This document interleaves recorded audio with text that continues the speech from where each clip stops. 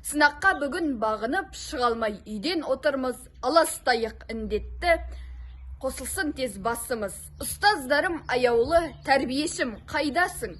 Сағынышпен қауышып, аңызға бұл күн айналсын. Ата баба салтымен көш, бәлекет көш дейік. Бәрі жақсы болады деп, болашаққа сенейік. Біріксек біз жеңеміз індетті де, үйде отырып сақтанайық бәрімізде.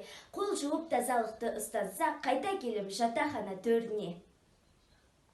Қуанышқа толы еді жүзіміз, індет келіп енді үйде отырмыз. Сағындым мен әсем жатақханамды, сағындым мен ұстаздар мен достарды. Тереңдетіп білім алып келеміз, ұстаздардың жетегінен ереміз. Жатақханамыз тап-тазада көрікті, тәрбиешіміз тазалыққа бізді үйретті.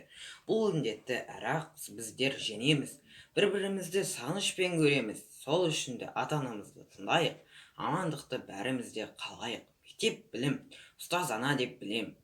Бәрімізге денсаулықты мен тілеп, бұл күндерді ұмытатын сәт келер. Ашылса екен жатақханалар мен мектептер. Ұстаздардың дәмді тәтті тамағын, дәрігердің дереу берер көмегін, сағындық біз сіздерді өте қатты, келеміз біз сіздерге әлі тағы.